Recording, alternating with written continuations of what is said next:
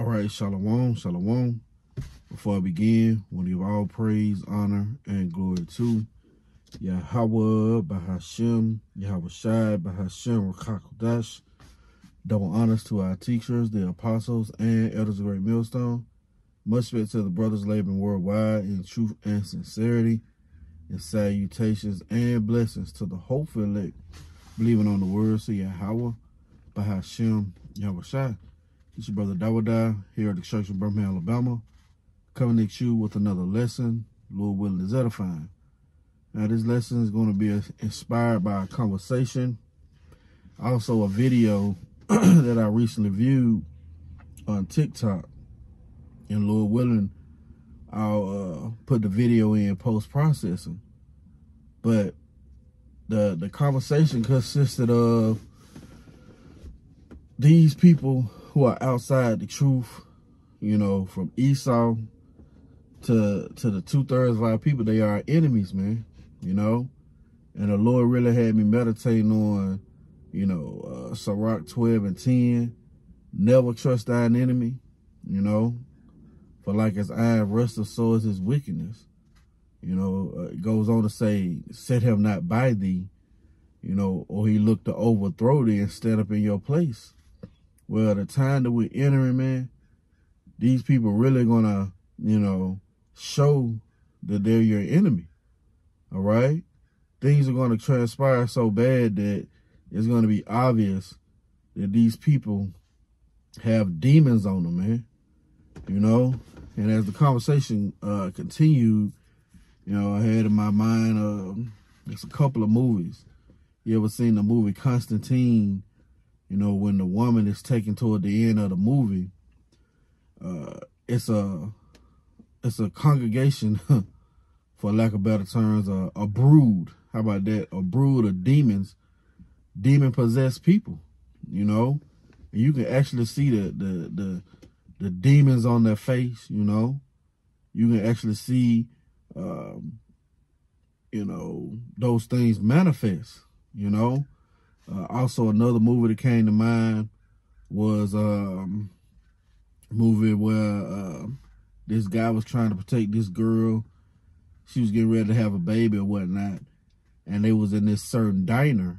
And you brothers know this movie. Some of you sisters may know it also. But this old-ass lady came in there, and she hopped on the ceiling, right? She twisted her neck, but she had demons on her, you know? And that's the time we're going to be headed into, man. Because Esau, he uses his pharmakia, as the scriptures say, to suppress these people demons on them, man.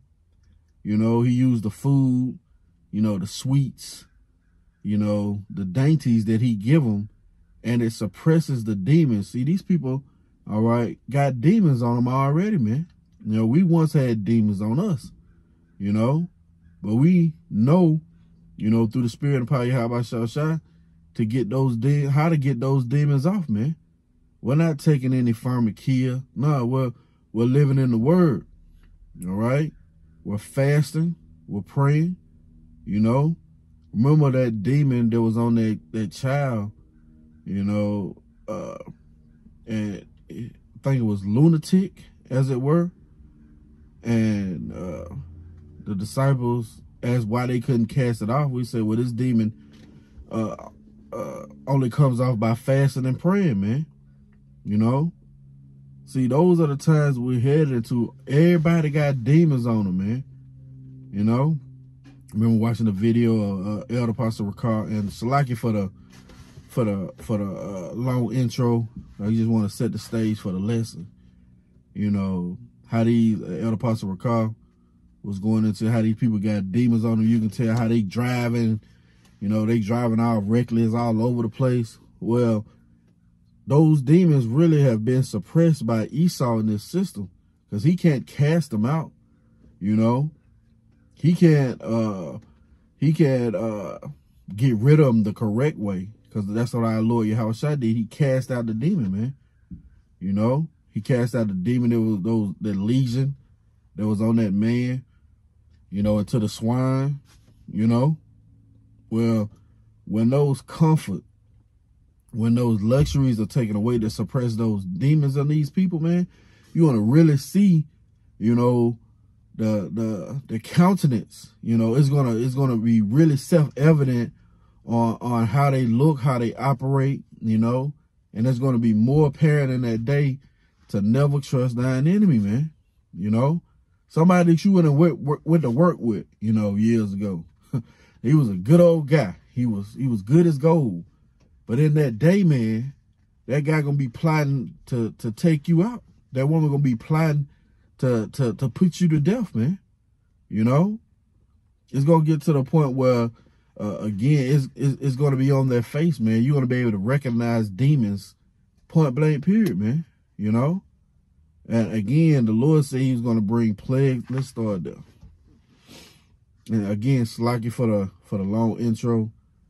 Just wanted to set the stage for the lesson. You know, my mindset regarding the things that the Lord is getting ready to do, because it's gonna get worse out here, man. It's gonna get so bad out here, man. You know, we try and explain it and give you certain things to look for, you know, but we can't expound on how bad these things are going to get. 2nd Ezra chapter 15 and verse 1, that's beautiful. Behold, speak thou in the ears of my people the words of prophecy, right? The ones who can understand these things, man. We're speaking into your ears the word of prophecy, which I will put in our mouth, saith the Lord, and cause them to be written in paper, for they are faithful and true, right? All of these prophecies are going to come to pass, man. You know, the prophecy of the blackout. Oh, that's another thing. You know, I was meditating on, I seen where the Canadian Prime Minister, you know, Ontario Prime Minister, he threatened to cut the power off, man. Those are one of the plagues the Lord sent to Egypt, you know. And when that plague came, those apparitions came also, man. You know, again, when these people liquor are taken away, you know, those certain antidepressant drugs that suppress that demon is in them, you know, when they're drugs as far as weed and cocaine or whatever they might do, you know, when those things are taken away, that demon gonna rise up even more in them, man. You know, it says, fear not the imaginations against thee. Let not the incredulity of them trouble thee that speak against thee, right? We're not worried about you unbelievers, man, because the Lord is going to make a believer out of you pretty soon.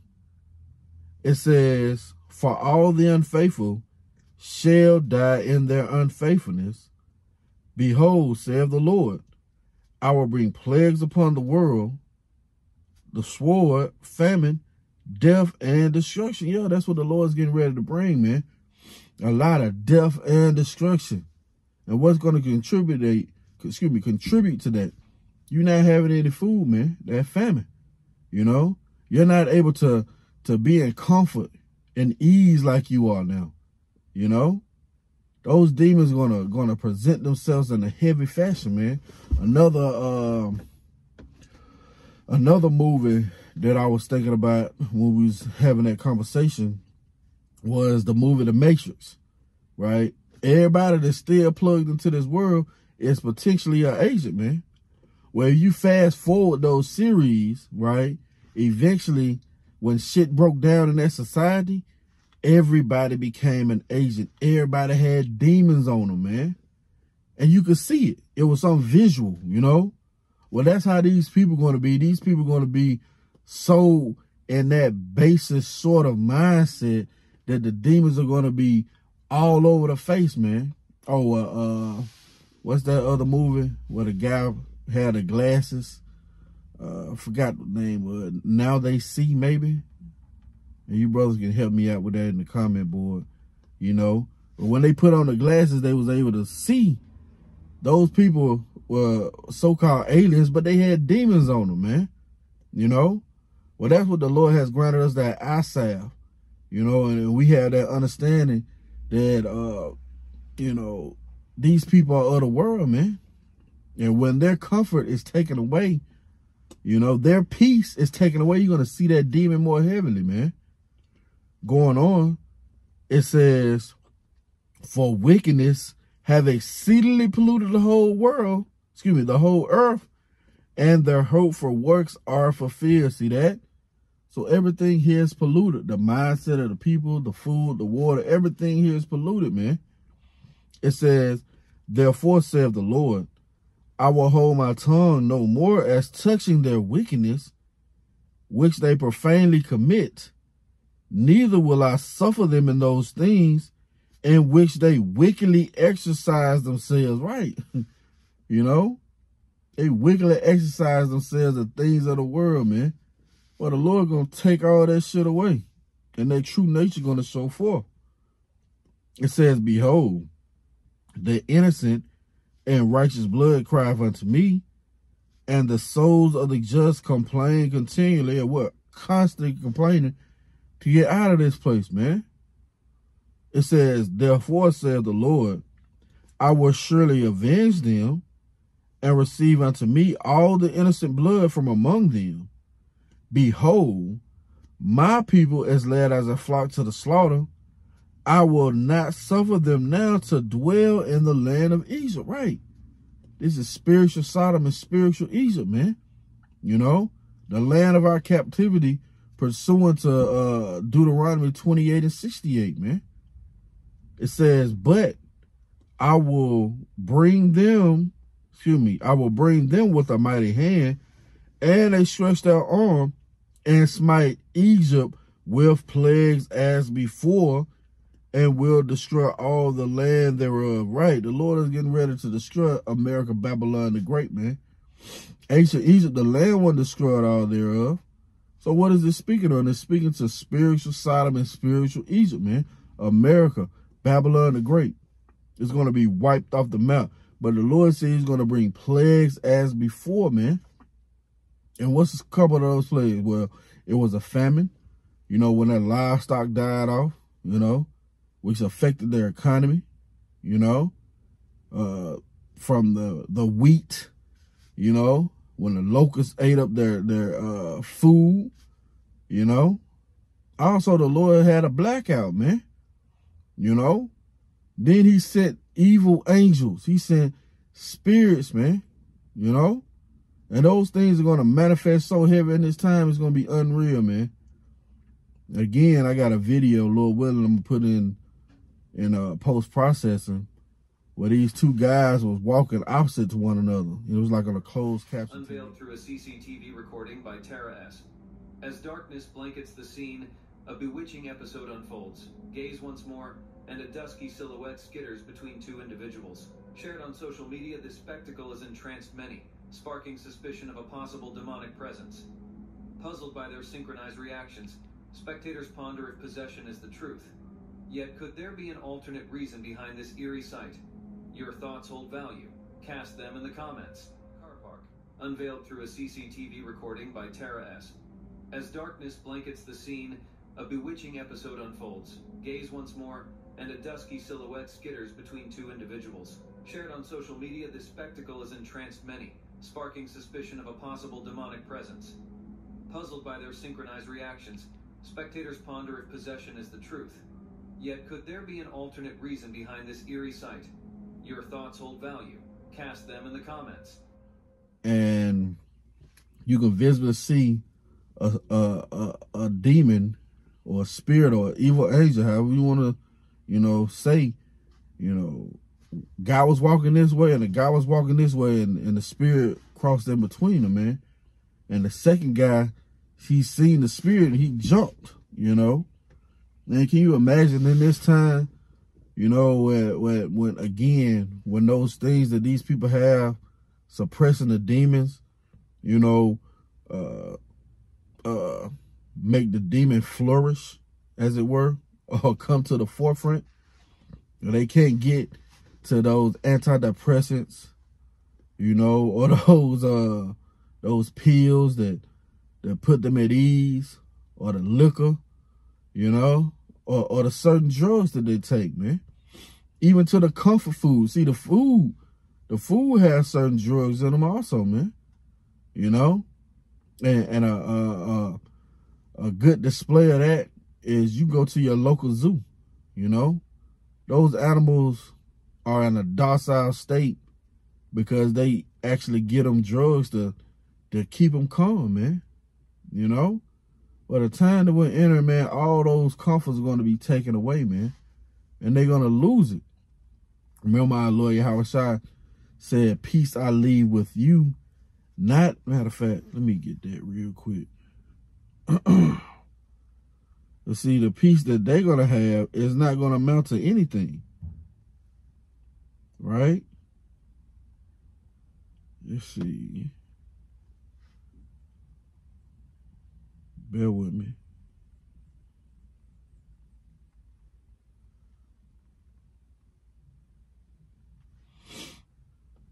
St. John, chapter 14.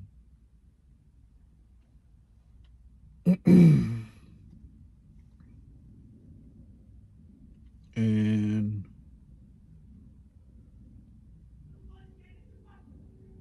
verse, see that? This little dude cussing. You know, he done lost it. What they call them, crash out boys. You know, and see, these people ain't gonna have no peace, man. Even they phones, you know, they get that hit of dopamine from a like or something, you know, from their stories, you know. Well, when that shit taken away, man, these people gonna be all over the place, man. And it's gonna be real heavy in that time to understand the scriptures, man. Never trust thine enemy again. So this is St. John chapter 14 and verse 27. Peace I leave with you, my peace I give unto you.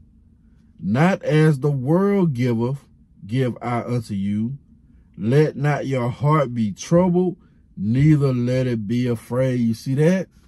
Why? Because the Lord then gave us the report, man. You know, we went into that in the street teaching midweek camp, how in Proverbs 1 say those who hearken unto the Lord are going to be quiet from fear of evil, man. And you go into that phrase from quiet, I believe, I know it's a phrase, but one of the definitions there is at rest, man. So when all hell breaking loose, you know, you're not going to be caught up in the mindset of those bad times, man. Well, that's the same thing we just read here, man. St. John 14 and 27, peace I leave with you, my peace I give unto you, not as the world giveth, give I unto you. Let not your heart be troubled. See, your mind, right? That word heart goes back to the Hebrew word lab, which means your mind.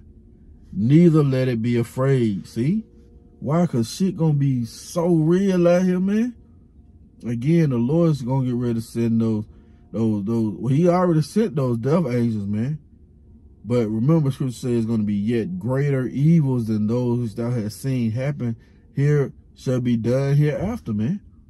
So it's gonna grow, it's gonna intensify when the comfort is taken away from these people, man. See? Let's go back to 2nd Ezra. Let's read this again. It says, 2nd Ezra 15 and 11, it says, but I will bring them with a mighty hand and a stretched out arm, and smite Egypt with plagues as before, and will destroy all the land thereof. So the Lord is getting ready to send a series of plagues, man. You know, a plethora of judgment is getting ready to come down on these people. You know, I always had that saying, you're not you when you hungry. Well, these people real self is going to show when they ain't going to have no comfort, man. Let's go to Psalms chapter 78. And we'll start at verse 40. It says, how oft did they provoke him in the wilderness and grieve him in the desert. Yeah, man. 2/3 of our people mumbling and you know, basically talking shit to the Lord, man. Well, see, in this time, the Lord ain't gonna deliver you, man. It says, they remember not his hand, nor the day when he delivered them from the enemy, how he wrought his signs in Egypt and his wonders in the field of Zion, and had turned their rivers into blood and their floods that they could not drink. Yeah, that's another thing the Lord's getting ready to do, man. He's going to also take away all the water. Okay? It says, he sent diverse sorts of flies among them that devoured them, and frogs that destroyed them. He gave also their increase to the caterpillar, see that? And their labor unto the locust. So the Lord took away the fruits of the field, man. He destroyed their vines with hail, and their sycamore trees with frost. He gave up their cattle also to the hail, and their flocks to the hot thunderbolts. He cast upon them the fierceness of his anger, wrath, indignation, and trouble by sending evil angels among them. You see that? So those series of plagues, it built up to the Lord sending evil angels among them, man. I want to look up something real quick. Is it a phrase? Okay, you got evil and you got angels. So let's look at this word evil. Strong's H 7451 Ra. It says bad, evil, bad, disagreeable, malignant. It says bad, unpleasant, evil, giving pain, unhappiness, misery. Yeah, see? These people are going to be in a state of misery, man, when those evil angels manifest on them. Because, again, these people got demons on them already, man. Right? It says evil, displeasing, bad, of its kind, land, water, etc. Bad of value, worse than. Yeah, these people are going to be in the worst ever. Worst mindset ever. Worst morally ever. All that. It says worse, comparison, sad, unhappy. See that? It says in general of persons, of thoughts. See that? The mind, of thoughts, deeds, actions. See? Yeah, you think the love of many is waxing cold now, man. Wait till these people don't have a way to suppress or to comfort the demons that's on them now, man. It's going to be all hell breaking loose, man. And we go to that angel, the word angel, malak, right? It says messenger, representative, excuse me, angel, right? Yeah, you read, well, what is that, 2nd Ezra, where the Lord says he's going to send leaders. And he says Malachi, which is also known as an angel of the Lord, which is a messenger, man. You know? So the men the Lord set up are known as angels too, because they're sending forth this message, this warning, man. All right? But these angels, these evil angels is going to be on these people, man. These demons. You gonna really understand why this place is called the shadow of death, man. Right? It says, verse 50, Psalm 78 and 50. You know, I'm going to read 49 again. Oh, man. Phone's about to get ready to die, Lord willing, we can get through this lesson. It says, Psalm 78 and 49, it says, he cast upon them the fierceness of his anger, wrath and indignation, and trouble by sending evil angels among them. He made a way for his anger. He spared not their soul from death, but gave their life over to the pestilence. See that? And keep in mind, the time that we're entering is going to be known as Jacob's trouble, a time like none other, man. So it's going to far exceed this. It says, and smote all the firstborn in Egypt, the chief of their strength, and the tabernacles of Ham. See? Yeah, the Lord's getting ready to get down, man. Let's go to the book of Wisdom of Solomon, chapter 17. Right? Wisdom of Solomon, chapter 17 and verse 1. It says, for great are thy judgments and cannot be expressed. See? We go into certain analogies of movies, you know, like The Road or a book with Eli to give you an illustration of how bad it's going to be, man. But we can't express how the Lord is getting ready to get down, man. It says, for great are thy judgments and cannot be expressed. See? Therefore, unnurtured souls have erred. For when the unrighteous men thought to oppress the holy nation, they, being shut up in their houses, the prisoners of darkness, see that? That blackout, man. You know, when the power's out, you know? And fettered with the bonds of a long night, they lay their exile from the external providence.